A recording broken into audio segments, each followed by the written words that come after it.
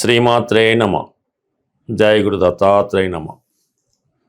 మీనరాశి వారికి జూన్ నెల మాస ఫలితాలు పరిశీలించే ప్రయత్నం చేద్దాం. గత కొంతకాలంగా అనేక రకాల సమస్యలతో ఇబ్బంది పడుతున్న మీనరాశి వారికి ఈ నెల ప్రారంభం నుంచి గురువు అనుగ్రహంతో మీరు చక్కగా మీ జీవితాన్ని కొత్తగా మార్చుకునే అవకాశం ఉంటుంది. అంటే ప్రస్తుతం గురువు మీకు జూన్ 1వ తారీఖున మీనరాశిలోకి ఉచ్చస్థితిలో ప్రవేశించడం జరుగుతుంది. సుమారుగా అక్టోబర్ 31 దాకా కూడా మీకు గురువు అత్యంత ఫేవర్గా ఉండడం జరుగుతుంది. అంటే మిగతా రాశుల వారి పక్కన పెడితే మీనరాశి వారికి గురువు రాశ్యాధిపతి. రాశ్యాధిపతి గురువు ఎంత బలంగా ఉంటే మీనరాశి వారి యొక్క అదృష్టం అంత బలంగా ఉంటుంది. ప్రస్తుతం జన్మశని ప్రభావంతో ఇబ్బంది పడుతున్న మీరు తాత్కాలికంగా జన్మశని ప్రభావం నుంచి బయటపడడం జరుగుతూ ఉంటుంది. ఎందుకంటే పంచమంలో ఉన్నటువంటి గురువు తన యొక్క భాగ్య దృష్టితో శనిని చూడబోతున్నాడు. ఇప్పటిదాకా మీ తల మీద ఒక 100 కేజీల బరువు స్థిరంగా ఉన్నట్టు ఉంటుంది.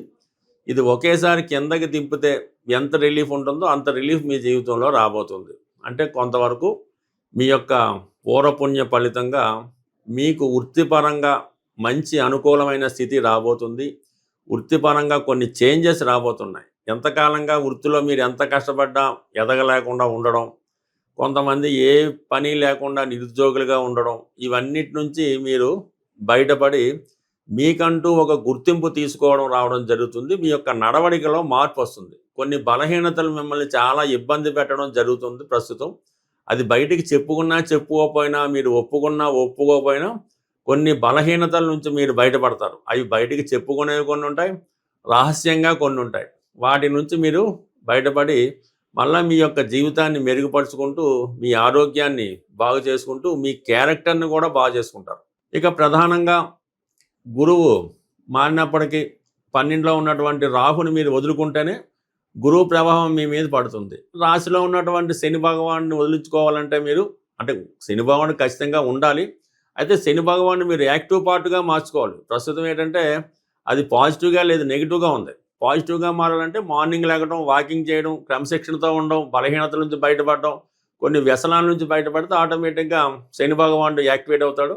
అప్పుడు మీరు చాలా గొప్పగా ప్రాధాన్యత పెరుగుతూ ఉంటుంది. ఒక సాధారణ స్థాయి నుంచి ఉన్న స్థాయికి వెళ్ళే అవకాశం ఉంది. ఒక కార్యకర్త స్థాయి నుంచి ఎలాగైతే మన మోడీ గారు ప్రధానమంత్రిగా ఎదిగారో ఆ స్థాయిలో మీరు మారే అవకాశం ఉంటుంది.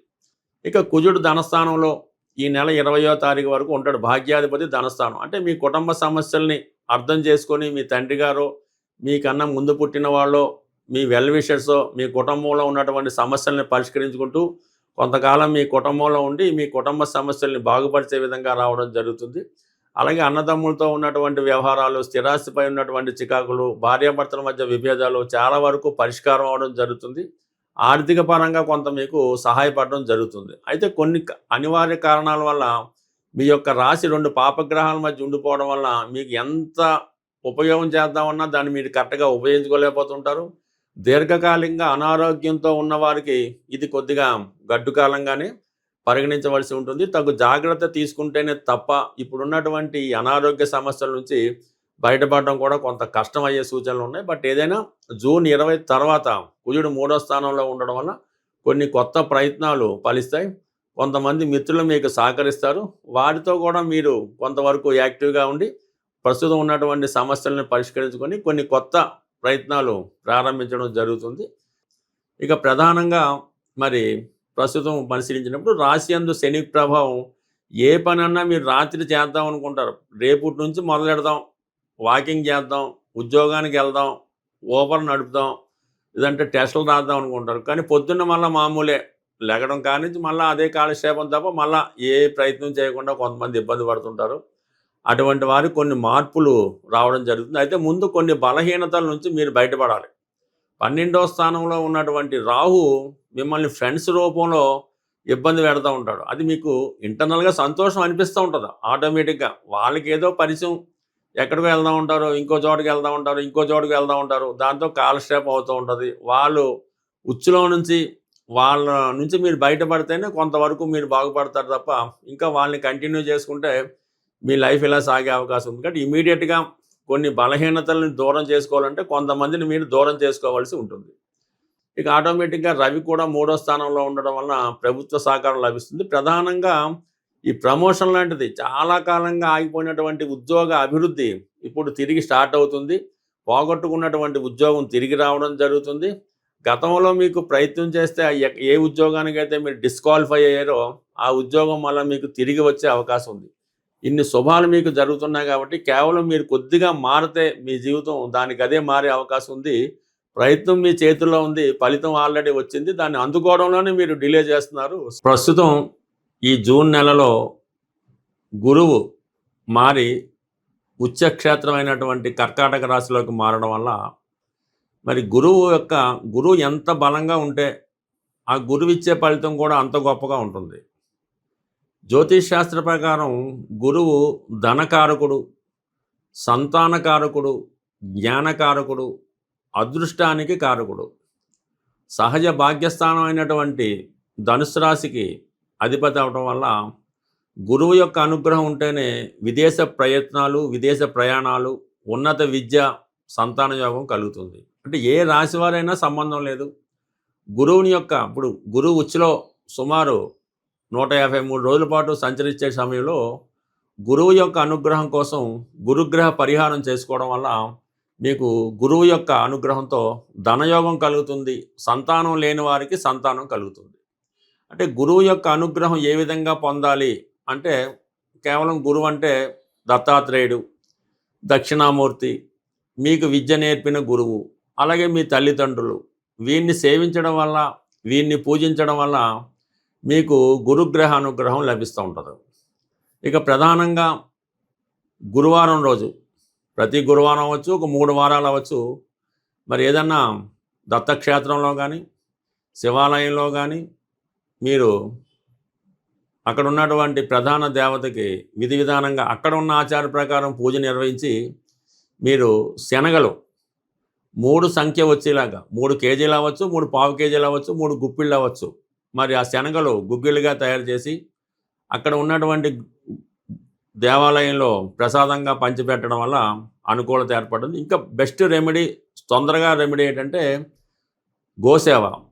ఏదైనా దేవాలయంలో ఉన్నటువంటి గోవును కానీ, గోశాలను కానీ దర్శించి ఆ గోసేవ చేయవలసి ఉంటుంది. అంటే గోసేవ అంటే ఆ గోశాలని చక్కగా శుభ్రం చేయడం, శుభ్రంగా క్లీన్ చేయడం, గోవుకి సౌకర్యంగా అది గాలి తగిలేలాగో అక్కడ పడుకునే ప్లేస్ శుభ్రం చేయడము, ఇవన్నీ కూడా శుభ్రం చేసి ఆవుకి మరి గోపూజ చేయడం వల్ల మరి గోవుకి నానబెట్టిన శనగలు నైవేద్యంగా అంటే ఆమెకి ఆహారంగా పెట్టడం వల్ల ఈ గురువు యొక్క అనుగ్రహం తొందరగా రావడం జరుగుతుంది. మీరు జీవితంలో ఎప్పుడైనా గురుద్రోహం చేసి ఉంటే, అంటే తల్లిదండ్రులు సరిగ్గా చూడకపోయినా, మీకు విద్య నేర్పిన గురువుకి సరైనటువంటి పరిహారం చెల్లించకపోయినా, కృతజ్ఞత లేకపోయినా, అలాగే కొంతమంది పెద్దవాళ్ళని దూషించిన ఈ యొక్క గురు శాపం తగులుతూ ఉంటుంది. ఆ గురు శాపం ఉన్న వాళ్ళకి గురువు ఇబ్బంది పెడుతుంటాడు. కాబట్టి ఈ సమయంలో మీకు ఎవరైతే విద్య నేర్పిన గురువు, పని నేర్పిన గురువు, తొలి అక్షరాలు నేర్పిన గురువు ఉంటాడో ఆ గురువుకి సత్కరించి చక్కగా మరి మామిడి పళ్ళు సీజన్ కాబట్టి ఒక 3 మామిడి పళ్ళు ఆ గురువు గారికి సమర్పించి నమస్కారం చేసుకోవడం వల్ల కంప్లీట్గా గురువు యొక్క అనుగ్రహం లభిస్తుంది. గురువు యొక్క అనుగ్రహం ఉంటేనే మిగతా గ్రహాలు మీకు సహకరించగలవు. ప్రతిరోజు దైవ ప్రార్థన, సాంప్రదాయాలు పాటించడం, రోజు సూర్య నమస్కారం చేసుకోవడం, అలాగే పరిశుభ్రమైనటువంటి వస్త్రాలు ధరించడం, ఈ విధంగా చేయడం వల్ల గురువు యొక్క అనుగ్రహం అంటే అది ఆటోమేటిక్గా మీలోనే కనబడుతుంటుంది. మీలోనే ఒక దైవం ఉట్టిపడుతూ ఉంటుంది.